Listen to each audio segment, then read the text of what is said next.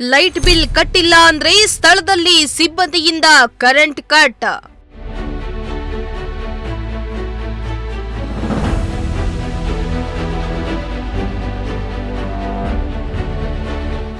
ಐಬಿಗೆ lakh lakh current bill ಬಂದ್ರೂ BESCOM don't care.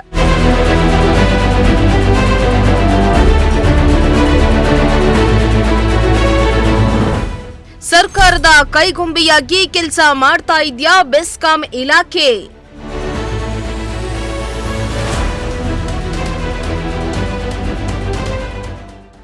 S ವೀಕ್ಷಕರ, ಬೆಸ್ಕಾಂ ಅಧಿಕಾರಿಗಳ ದರ್ಪ ಹೇಗಿರುತ್ತೆ ಅಂದ್ರೆ, ಒಂದು ತಿಂಗಳ ಲೈಟ್ ಬಿಲ್ ಕಟ್ಟಿಲ್ಲ ಅಂದ್ರೆ ಸ್ಥಳದಲ್ಲೇ ಕರೆಂಟ್ ಅನ್ನ ಕಟ್ ಮಾಡ್ತಾರೆ. ಬಡವರು ಸರ್ ಮುಂದಿನ ತಿಂಗಳು ಸೇರಿಸಿ ಕಟ್ತೇವೆ ಅಂತ ಬೇಡ್ಕೊಂಡ್ರೂ ಕೂಡ ಬಿಡೋದಿಲ್ಲ. ಇಲ್ಲ ರೀ ಆಗೋಲ್ಲ, ನಮ್ಮ ಅಧಿಕಾರಿಗಳಿಂದ ಆರ್ಡರ್ ಆಗಿದೆ ಅಂತ ಹೇಳ್ತಾರೆ. ಆದ್ರೆ ತುಮಕೂರು ಐಬಿಗೆ ಬರೋಬ್ಬರಿ 3 ಲಕ್ಷ ಬಿಲ್ ಬಂದಿದೆ. ಆದ್ರೆ ಅಧಿಕಾರಿಗಳು ಮಾತ್ರ ಕರೆಂಟ್ ತೆಗ್ದಿಲ್ಲ. ಅದರ ಬಗ್ಗೆ ಗಪ್ಚಿಪ್ ಆಗಿದ್ದಾರೆ. ಬಡವರಿಗೆ ಒಂದು ನ್ಯಾಯ, ಶ್ರೀಮಂತರಿಗೆ ಒಂದು ನ್ಯಾಯವೇ ಅಂತ ಸಾರ್ವಜನಿಕರು ಬೆಸ್ಕಾಂ ಅಧಿಕಾರಿಗಳ ವಿರುದ್ಧ ಕಿಡಿಕಾರಿದ್ದಾರೆ.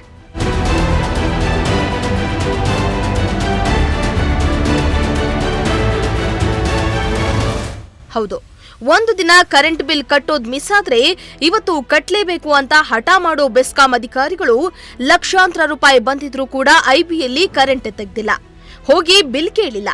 ತುಮಕೂರು ನಗರದಲ್ಲಿರುವ ಸರ್ಕಾರಿ ಪ್ರವಾಸಿ ಮಂದಿರಕ್ಕೆ ಸತತ 10 ತಿಂಗಳುಗಳಿಂದ ವಿದ್ಯುತ್ ಬಿಲ್ ಪಾವತಿಸದೆ ಬರೋಬ್ಬರಿ 3 ಲಕ್ಷ ರೂಪಾಯಿ ಹಣ ಬಾಕಿ ಉಳಿಸಿಕೊಂಡಿದ್ದಾರೆ. ಬೆಸ್ಕಾಂ ಇಲಾಖೆ ಮಾತ್ರ ಯಾವುದೇ ಕ್ರಮ ಕೈಗೊಂಡಿಲ್ವೆಂಬ ಆರೋಪಗಳು ಕೇಳಿ ಬರ್ತಾ ಇವೆ.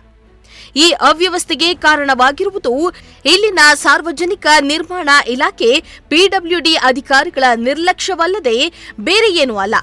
ಈತ ಬೆಸ್ಕಾಂ ಇಲಾಖೆಯು ಬಿಲ್ ಕಲೆಕ್ಟ್ ಮಾಡೋದಕ್ಕೆ ಹಿಂಜರಿತಾ ಇರುವುದು ಯಾಕೆ ಅನ್ನೋ ಪ್ರಶ್ನೆ ಮೂಡ್ತಾ ಇದೆ.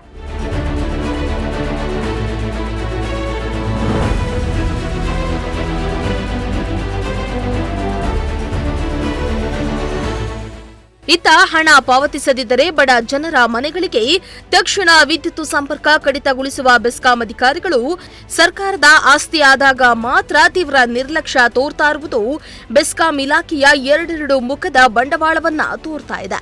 ಹಣದ ಬಾಕಿ ಇದ್ರೂ ಪ್ರವಾಸಿ ಮಂದಿರದಲ್ಲಿ ವಿದ್ಯುತ್ ಸಂಪರ್ಕ ಕಡಿತ ಮಾಡದಿರುವುದು ಸರ್ಕಾರದ ಕೈಗೊಂಬೆಯಂತೆ ವರ್ತಿಸ್ತಾ ಇದೆಯಾ ಎಂಬ ಅನುಮಾನ ಮೂಡ್ತಾ ಇದೆ. ಇವತ್ತು ಕರ್ನಾಟಕ ರಾಜ್ಯದಲ್ಲಿ ಏನು ಪಂಚ ಗ್ಯಾರಂಟಿಗಳನ್ನು ಕೊಟ್ಟರು. ಈ ಗ್ಯಾರಂಟಿಗಳನ್ನು ಕೊಟ್ಟ ನಂತರ ಇವತ್ತು ಕರ್ನಾಟಕದ ರಾಜ್ಯ ಸರ್ಕಾರ ದಿವಾಳಿ ಆಗುತ್ತೆ ಅಂತ ಸಾಕಷ್ಟು ಜನ ಅರ್ಥಶಾಸ್ತ್ರಜ್ಞರು ಎಲ್ಲರೂ ಕೂಡ ಹೇಳ್ತಾ ಇದ್ರು. ಎಷ್ಟೇ ಜನ ಆರ್ಥಿಕ ತಜ್ಞರು ಹೇಳಿದ್ರು ಕೂಡ ಇಲ್ಲ, ನಾವು ಈ ಒಂದು ಆರ್ಥಿಕತೆಯನ್ನು ಸರಿದೂಗಿಸ್ತೀವಿ ಅನ್ನೋಂತಹ ಸುಳ್ಳು ಭರವಸೆಯನ್ನು ಇವತ್ತಿನ ರಾಜ್ಯ ಸರ್ಕಾರದಲ್ಲಿರ್ತಕ್ಕಂಥ ಎಲ್ಲ ಅಧಿಕಾರಿಗಳಾಗಿರ್ಬೋದು, ರಾಜ್ಯ ಸರ್ಕಾರದ ಮುಖ್ಯಮಂತ್ರಿಗಳಾಗಿರ್ಬೋದು ಭರವಸೆಯನ್ನು ಕೊಡ್ತಾ ಹೋದರು. ಇವತ್ತು ನಿಮಗೊಂದು ಬೆಸ್ಟ್ ಎಕ್ಸಾಂಪಲನ್ನು ನಾನು ಹೇಳೋದಾದರೆ, ನಮ್ಮ ತುಮಕೂರಿನಲ್ಲಿರ್ತಕ್ಕಂತಹ ಏನು ಪ್ರವಾಸಿ ಮಂದಿರ ಇದೆ, ಈ ಒಂದು ಪ್ರವಾಸಿ ಮಂದಿರದ ಕರೆಂಟ್ ಬಿಲ್ಲನ್ನು ಹತ್ತತ್ರ 1 ವರ್ಷದಿಂದನೂ ಕೂಡ ಡ್ಯೂ ಬಿಟ್ಕೊಂಡು ಬಂದಿದ್ದಾರೆ. ಹತ್ತತ್ರ 3 ಲಕ್ಷಕ್ಕಿಂತ ಹೆಚ್ಚು ಹಣವನ್ನು ಇವತ್ತು ಕರೆಂಟ್ ಬಿಲ್ಲನ್ನು ಕೂಡ ಕಟ್ಟಲಿಕ್ಕಾಗದೆ ಇರುವಂತಹ ದುಸ್ಥಿತಿಗೆ ಇವತ್ತು ಕರ್ನಾಟಕದ ರಾಜ್ಯ ಸರ್ಕಾರ ಹೋಗಿದೆ ಅಂತಂದರೆ ಇದಕ್ಕಿಂತ ಬೆಸ್ಟ್ ಉದಾಹರಣೆಗಳು ಇನ್ನೇನು ಬೇಕು? ಇವತ್ತು ಸಂಪೂರ್ಣವಾಗಿ ರಾಜ್ಯ ಸರ್ಕಾರದ ಆರ್ಥಿಕತೆ ಅಂತಕ್ಕಂಥದ್ದು ವಿಫಲವಾಗಿದೆ. ಇವತ್ತು ಈ ಒಂದು ಫ್ರೀ ಗ್ಯಾರಂಟಿಗಳಿಂದ ಒಂದು ಏನು ಸರ್ಕಾರಿ ಕಚೇರಿಗಳಲ್ಲಿ ಬರ್ತಕ್ಕಂತಹ ವಿದ್ಯುತ್ ಬಿಲ್ಲನ್ನು ಕೂಡ ಕಟ್ಟಲಿಕ್ಕಾಗದಿರೋಂಥ ದುಸ್ಥಿತಿಗೆ ಇವತ್ತು ತಳಮಟ್ಟಕ್ಕೆ ಇವತ್ತು ರಾಜ್ಯ ಸರ್ಕಾರದ ಒಂದು ಆರ್ಥಿಕತೆ ಹೋಗಿದೆ ಅನ್ನೋದಕ್ಕೆ ಇದು ಉದಾಹರಣೆ ಆಗಿದೆ. ಇನ್ನಾದರೂ ಕೂಡ ಅಧಿಕಾರಿಗಳು ಅಂದರೆ ಅದು KEB ಅಧಿಕಾರಿಗಳು ಕಟ್ಟಿಸ್ಕೊಂತ ಇಲ್ವೋ, ಅದು ಅವ್ರ ನಿರ್ಲಕ್ಷ್ಯನೋ ಅಥವಾ ಇವತ್ತು ಪ್ರವಾಸಿ ಮಂದಿರದಲ್ಲಿ ಕಟ್ಟಲಿಕ್ಕೆ ಅವ್ರ ಹತ್ರ ಹಣ ಇಲ್ವೋ ಅಂತಕ್ಕಂಥದ್ದನ್ನು ಅಧಿಕಾರಿಗಳು ಉತ್ತರ ಕೊಡಬೇಕು. ಜೊತೆಗೆ ಇನ್ನು ಮುಂದಾದರೂ ಎಚ್ಚೆತ್ಕೊಂಡು ಏನೋ ಇವತ್ತು ನೋಡಿ, ಇದನ್ನೇ ಒಂದು ಉದಾಹರಣೆಯಾಗಿ ಹೇಳೋದಾದರೆ, ಏನಾದರೂ ರೂರಲ್ ಏರಿಯಾಗಳಲ್ಲಿ ಹಳ್ಳಿಗಳಲ್ಲಿ ಸಾಮಾನ್ಯ ಜನರು ಏನಾದರೂ 2-3 ತಿಂಗಳು ಕರೆಂಟ್ ಕಟ್ಟಿರಲಿಲ್ಲ ಅಂತಂದರೆ ಅವ್ರ ಮನೆ ಕರೆಂಟನ್ನು ವಿದ್ಯುತ್ತನ್ನು ಕಡಿತಗೊಳಿಸ್ತಾ ಇದ್ರು, ಕರೆಂಟನ್ನು ಕಟ್ ಮಾಡ್ತಾಯಿದ್ರು, ಊರಿನವ್ರ ಮುಂದೆ ಮರ್ಯಾದೆಯನ್ನು ಹರಾಜಾಗ್ತಾಯಿದ್ರು. ಆದರೆ ಇವತ್ತು ಸರ್ಕಾರಿ ಕಟ್ಟಡಗಳಲ್ಲಿ ವರ್ಷಾನುಗಟ್ಟಲೆ ಆದರೂ ಕೂಡ 3 ಲಕ್ಷ ಹತ್ತತ್ರ ಹಣವನ್ನು ಒಂದೊಂದು ಕಚೇರಿಗಳಲ್ಲಿ ಕಟ್ಟಬೇಕು ಅಂತಂದರೆ ಇವತ್ತು ಯಾವ ಮಟ್ಟಕ್ಕೆ ಹೋಗಿದೆ, ಮತ್ತು ಯಾಕೆ ಈ ನಿರ್ಲಕ್ಷ್ಯವನ್ನು KEB ಅಧಿಕಾರಿಗಳು ವಹಿಸ್ತಾ ಇದ್ದಾರೆ ಅಂತಕ್ಕಂಥದ್ದನ್ನು ಅಧಿಕಾರಿಗಳು ಉತ್ತರವನ್ನು ಕೊಡಬೇಕು. ಇನ್ನು ಇದರ ಬಗ್ಗೆ ನಗರ ಶಾಸಕ ಜ್ಯೋತಿ ಗಣೇಶ್ ಅವರನ್ನ ಪ್ರಶ್ನೆ ಮಾಡಿದ್ರೆ, ಇದ್ರ ಬಗ್ಗೆ ನನಗೆ ಗೊತ್ತಿಲ್ಲ, ಇಲಾಖೆ ಇಷ್ಟೊಂದು ಬರ್ಗೆಟ್ಟಿಲ್ಲ ಅಂದ್ಕೊಂಡಿದ್ದಾನೆ, ಇದ್ರ ಬಗ್ಗೆ ನಾನು ವಿಚಾರಿಸ್ತೇನೆ ಅಂತ ಜಾರಿಕೊಂಡಿದ್ದಾರೆ. ಗಮನದಲ್ಲೇ ಇಲ್ಲ ಸರ್ಕಾರ ಇಲ್ಲೊಂದ್ ಕಡೆ ಕೊಡ್ತಾಣ ಇಲ್ವಾ ಅಂತ ನನಗೆ ಗೊತ್ತಿಲ್ಲ ಸರ್. PWD ದುಡ್ಡು ಐತೆ, ಆರೇನು ತೀರಾ ಬರ್ಗೆಟ್ಟಿಲ್ಲ. ಕೇಳ್ತೀನಿ, ನನಗೆ ಗೊತ್ತಿಲ್ಲ, ನೀವು ಹೇಳಿದಾಗ ಗೊತ್ತಾಗಿದ್ದು, ತಿಳ್ಕೊತೀನಿ ಅದೇನು.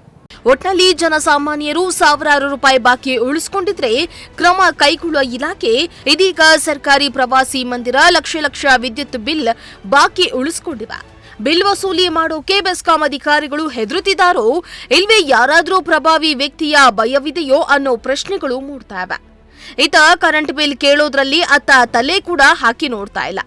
ನ್ಯಾಯ ಎಲ್ರಿಗೂ ಒಂದೇ ಅನ್ನೋದಾದ್ರೆ ಐಬಿ ಮತ್ತು ಪಿಡಬ್ಲ್ಯೂಡಿ ಇಲಾಖೆಯ ವಿರುದ್ಧ ಬೆಸ್ಕಾಂ ಕ್ರಮ ತೆಗೆದುಕೊಳ್ಳುತ್ತಾ ಇಲ್ವಾ ಅನ್ನೋದನ್ನ ಕಾದು ನೋಡಬೇಕಾಗಿದೆ.